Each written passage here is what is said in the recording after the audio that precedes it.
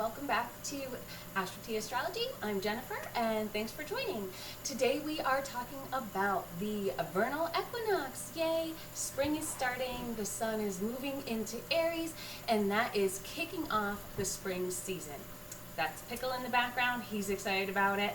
So like we all are here in New England. It's nice to see the spring's arriving, the sun is higher in the sky, and you can actually feel the difference in the air.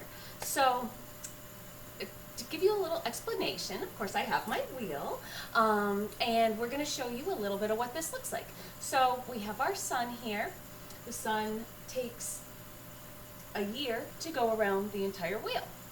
So here's the sun, here's the actual glyph of the sun. It's a little bit boring, so I made it a little more fun. So what's happening is the sun is moving out of Pisces on Monday, about 5:24 p.m. And this is Eastern Standard Time because I'm here in New England. And it's going to move into Aries.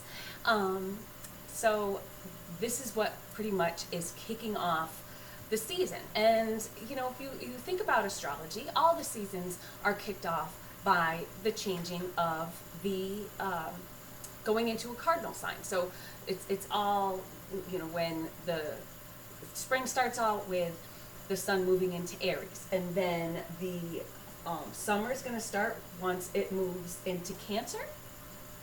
The fall is going to start when it moves into Libra, and then the winter is going to start when it moves into Capricorn.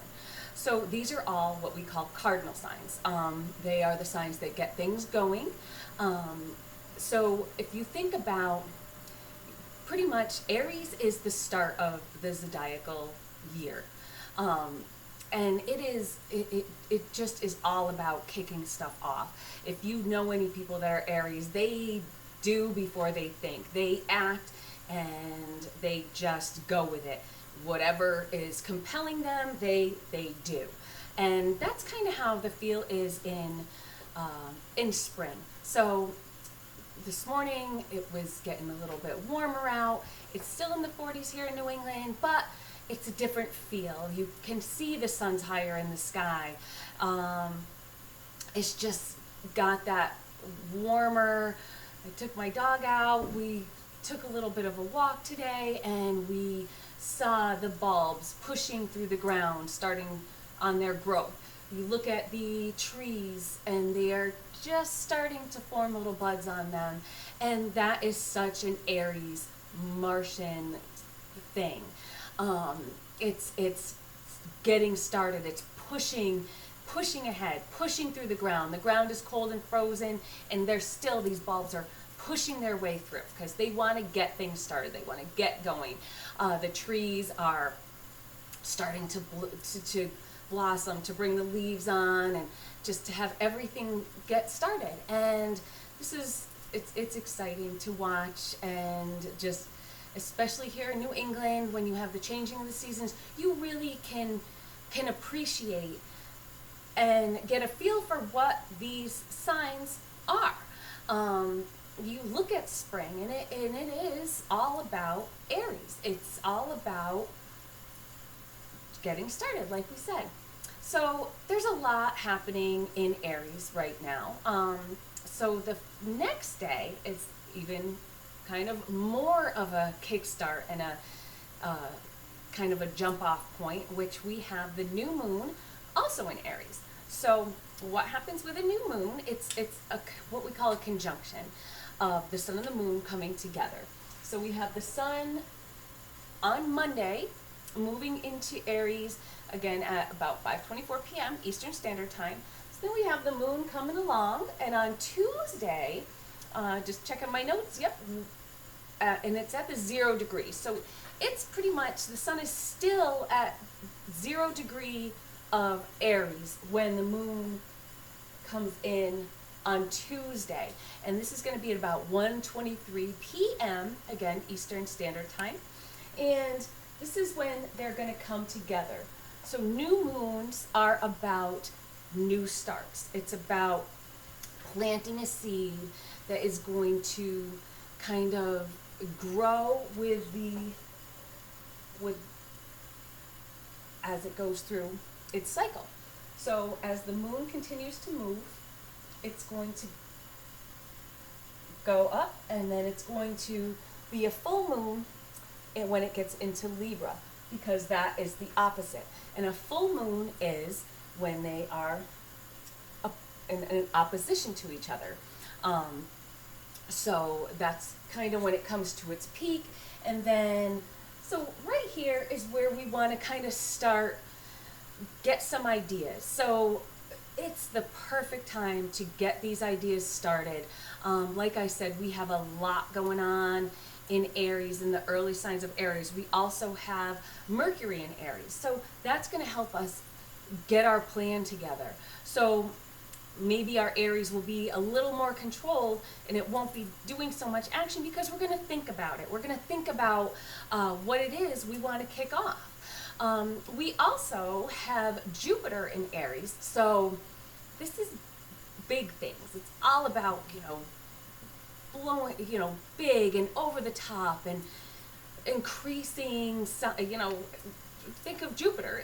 It's the biggest planet. It's huge. It's just a giant. And so think of your idea. What has been kind of there? And where is this going to fall in your chart? So you can kind of get an idea about where this is in your chart. So of course you want to first get your chart, and how you find it is you have to know what your rising sign is. And the way you get your rising sign is you have to know your birth time.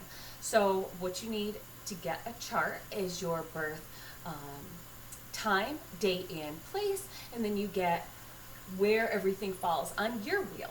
So if you are an Aries rising, it's going to look pretty much like this: 1st, 2nd, 3rd, 4th, 5th, 6th, 7th, 8th, 9th, 10th, 11th, 12th house. So however things fall. So this would be in your first house. So if you have the new moon in your first house, you got to think about, what is it about me that I need to boost, that I need to change, that I need to, that's all about you. The first house is about you.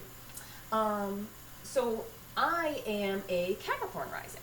So for me, this would be my first house. So this would be 1, 2, 3, 4. So Aries is in my 4th house, which is considered home, your upbringing, your family. So for me, a lot of this means that, doing things in the home. Here's one thing I'm doing in the home. I'm jump-starting my YouTube channel, and I'm very excited about it because I am so passionate about astrology that I just want to bring it to everybody else and, kind of help you guys maybe understand things that I know I had trouble understanding when I was starting out. And that's why I kind of made this wheel, and I have my little discs with my glyphs on them to give you a little bit of help. So really relish this time. Really think about what you want to do and make it big. This is we have Jupiter working with us. We have Mercury working with us. We have the sun, the moon. We have so much positivity going on. We also have Chiron that is in Aries. Now, Chiron is what we call the wounded healer. He's in there to maybe giving us a little boost. Maybe. So for me, how I look at Chiron in my chart, it's about, now I was that kid in school that if I had an oral presentation to do, I just take a 0. I can't do it. I'm out. I don't speak well in front of people. Very shy growing up. And now I'm starting a YouTube channel, speaking to all you guys. And I kind of, my fears have been healed. My insecurities are healing. Just helping to heal that part of me that was holding me back, that didn't think I was good enough, that always, gave me a little bit of a fear. So right now my Chiron is pretty much made its Chiron return. So it's gone all the way around. I need to make a glyph of it, but it's gone all the way around my chart, and it's actually came back. So it's face to face with my Chiron. So pretty much I am growing out of my fears. So I'm 50. Takes about that long to go through the chart. Totally. So this is what's going on today. So I encourage you guys to get out there, get outside, see the new growth of life coming. You know, it's mating season in the animal world. You're gonna start seeing animals kind of going crazy, running around and like excited because of the weather. You know, the birds are coming out. They're gonna start, you know, getting their nests ready for when they start having their eggs, and their babies are gonna start being born. It's all about new life and new start. So think about what you want to get started on and go for it. Make a plan. This is the time. With the new moon, we plant our seed. We plant what we want to grow in the next, this lunar cycle or this zodiacal cycle. It's all about being new and brand newness. The sun is starting its cycle around the whole chart. So it's just, everything's just getting started, and you want to see what you can do for you. So we're just going to quickly go through and just see what it means for all of you, and depending on what your rising sign is.